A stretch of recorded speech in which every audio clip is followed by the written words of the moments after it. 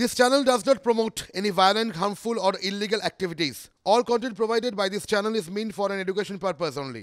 রাজ্যের কয়েক কোটি মানুষ সরকারি হাসপাতালের উপর নির্ভরশীল। তার কারণ বেসরকারি হাসপাতালে তাদের যাওয়ার সামর্থ্য নেই। রাজ্য সরকারও তাই হাসপাতালের চিকিৎসা পরিষেবার উন্নয়নে জোর দেয়। কিন্তু যাদের জন্য এত কিছু, সেই রোগীরা কি সঠিক পরিষেবা আদৌ পান? প্রশ্নটা আমাদের নয়, প্রশ্নটা দক্ষিণ দিনাজপুরের ষাটোর্ধ্ব শ্যামল দেবনাথের পরিবারের। কারণ গুরুতর অসুস্থ অবস্থায় বৃদ্ধ অপেক্ষায় বসে রয়েছেন, যদি একটু চিকিৎসা পাওয়া যায়। জাস্ট রেফার করে দিলাম, যাও চলে যাও। বোঝা উচিত না যখন তখন তার জীবনটাই সংকটে যদি পড়ে যায়, তা আমাদের কাজ কি জীবন বাঁচানো, না আমাদের কাজ জীবনটা মৃত্যুর দিকে ঠেলে দেওয়া? কোনটা?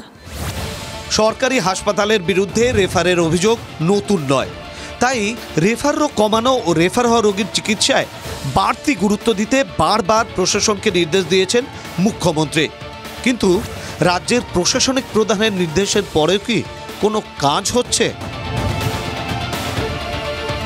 মালদহ মেডিকেল কলেজ হাসপাতাল, ঝাঁ চকচকে বহুতল বিল্ডিং, রয়েছে আধুনিক চিকিৎসা ব্যবস্থা। এত কিছু থাকার পরও রোগীর ঠাঁই কোথায়? না, হাসপাতালের সামনে ফুটপাতে। ইনি দক্ষিণ দিনাজপুরের অটোর বাসিন্দা ষাটোর্ধ্ব শ্যামল দেবনাথ। পরিবার জানিয়েছে, সম্প্রতি বুকে ব্যথা নিয়ে বালুরঘাট হাসপাতালে ভর্তি হয়েছিলেন বৃদ্ধ। পরীক্ষায় বুকে টিউমার ধরা পড়ে, দ্রুত অস্ত্রোপচারের প্রয়োজন। সঠিক চিকিৎসার জন্য বালুরঘাট হাসপাতাল থেকে রেফার করিয়ে মালদহ মেডিকেল কলেজ হাসপাতালে রোগীকে নিয়ে এসেছিল পরিবার। আবার ওখানে গরিব লোক ওখানে চিকিৎসা করতে পারছিস না, এফআর করে ডাক্তারবাবু বললাম কি এফআর করে দেন, আমাকে মালদা এফআর করে দেন, শ্বশুরকে অপারেশন করবো, বুকে ধরনের মাংস বৃদ্ধি হয়ে গেছে ডান পাশে।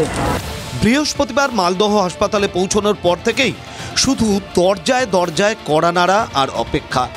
রোগীর পরিবারের অভিযোগ, গুরুতর অসুস্থ হওয়ার কথাও জেনেও রোগীকে ভর্তি করেনি মালদহ মেডিকেল কলেজ হাসপাতাল।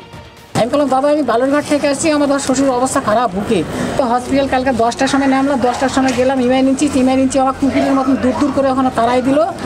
দিয়ে আবার ধরো 12টার সময় আবার গেলাম ওখানে ইমার্জেন্সিতে, ওখান থেকে আবার তাড়াই দিল। সন্ধ্যা ধরো 7টায় গেলাম, আবার ওখান থেকে আবার তাড়াই দিল, যে লোকগুলো দাঁড়াইছিল গেটের কাছে ইমার্জেন্সিতে, তারা গেলো এখান থেকে তুমি সরো। তাই বৃহস্পতিবার থেকে অশক্ত শরীরে রাস্তার ধারে টিনের ছাউনির নিচে ঠায় অপেক্ষায় বৃদ্ধ, যদি কেউ সাহায্য করেন।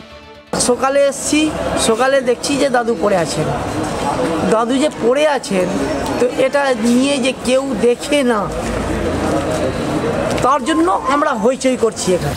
24 ঘন্টা পরও চিকিৎসা মেলেনি, অথচ TV9 বাংলার কাছে সেই খবর শুনে হাসপাতালের অধ্যক্ষ বলছেন, এরকম কোনো খবর পাইনি, আমি দেখে নিচ্ছি। পেশেন্ট এলে ভর্তি হবেই, ভর্তি হওয়ার পর তারপর পেশেন্টের যদি সে সংশ্লিষ্ট বিভাগ অসুবিধা হয় তখন রেফারের প্রশ্ন পড়ে। হাসপাতাল কর্তৃপক্ষ বলছেন রেফার রোগীকে ভর্তি করা হবেই, কিন্তু কখন? জেলা হাসপাতালে রোগী হয়রানির অভিযোগ সামনে আসতেই প্রশাসনের বিরুদ্ধে সরব বিজেপি। তৃণমূলের রাজ্য সরকারের আমলে স্বাস্থ্য ব্যবস্থা একদম সারা রাজ্যে যেমন ভেঙে পড়েছে, মালদাও তেমন ততই করছে। এটা নামে মেডিকেল কলেজ হসপিটাল, এখানে কোনো পরিষেবা নেই, ডাক্তাররা সপ্তাহে 2 দিনের বেশি থাকে না। বিজেপি কি বলছে তার দ্বারা রাজ্য পরিচালিত হয় না।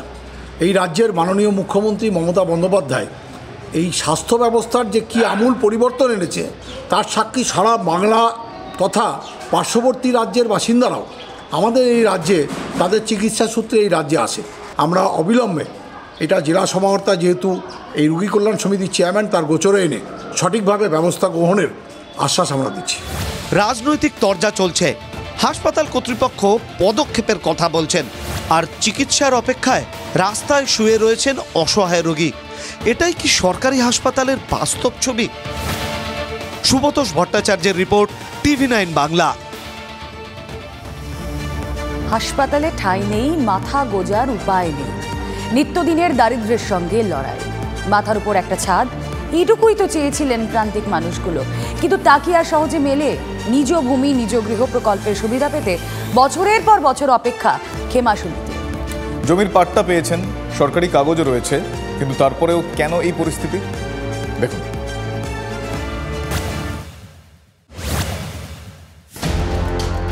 খড়গপুর 1 নম্বর ব্লকের খেমাশুলি, কাগজে কলমে প্রান্তিক মানুষগুলো জমির পাট্টা পেয়েছেন, সেই সংক্রান্ত সরকারি কাগজও রয়েছে, কিন্তু সেই জমি থেকেও নাকি নেই।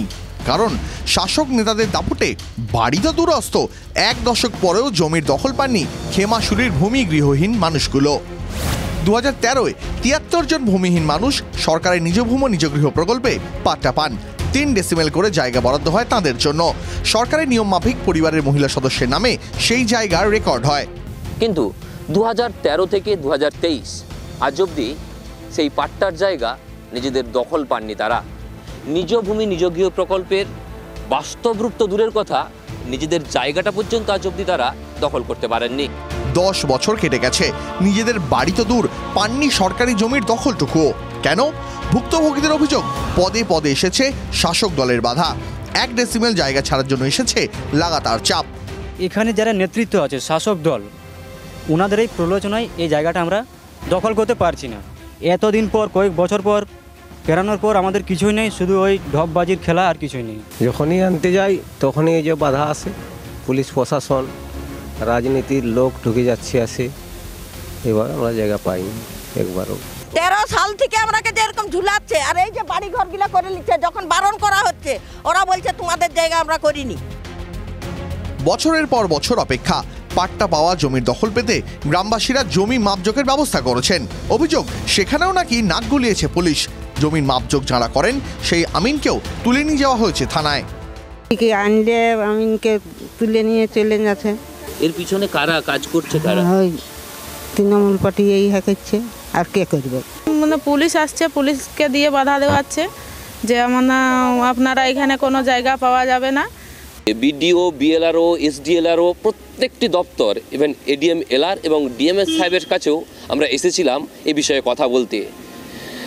নিচুতলার আধিকারিকরা কেউ সবসময় দেখিয়েছেন উঁচুতলার আধিকারিকদের কথা। শেষ পর্যন্ত আমরা এসে পৌঁছেছিলাম ডিএম এর কাছেও। ডিএম সাহেব জানিয়েছেন তিনি পুরো বিষয়টি দেখবেন।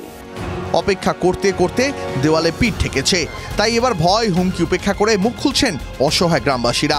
বিষয়টি নিয়ে সুর চড়িয়েছে বিরোধীরা। এখানে বহু পাট্টাদারদের জায়গা এরা ওই রকমভাবে স্ট্যাম্প পেপারের উপরে বিলি বন্টন মানে বিক্রি হচ্ছে। সরকার, প্রশাসন, পঞ্চায়েত সব নীরব। ওখানে দিনের পর দিন এইসব চলছে, 13 সাল থেকে চলছে। তাই এটা হচ্ছে মানুষকে ঠকানো, মানুষকে আইওয়াস করানো, এবং বাস্তবে যে সরকারটা একটা অভিনয় করছে সাধারণ মানুষের সঙ্গে তার প্রমাণ। শাসক দলের জেলা সভাপতি অভিযোগ পেলে ব্যবস্থার আশ্বাস দিচ্ছেন। যদি কোনো বিষয় থাকে, এই ধরনের কোথাও কোনো আমার জেলাতে কোনো বিষয় থাকলে আমাকে জানাতে বলবেন, আমি দায়িত্ব নিয়ে বলছি। যদি কেউ দোষ করে থাকে তার শাস্তি হবে আইনের পথ ধরে। প্রশাসন খোঁজ নিয়ে পদক্ষেপের কথা বলছে, আর এভাবেই পেরিয়ে যাচ্ছে একটার পর একটা বছর। 1 দশক পার, কবে মিলবে নিজ ভূমি নিজ বাড়ি? উত্তরের অপেক্ষায় প্রান্তিক মানুষগুলো। পশ্চিম মেদিনীপুর থেকে দেবব্রত সরকারের রিপোর্ট, TV9 বাংলা।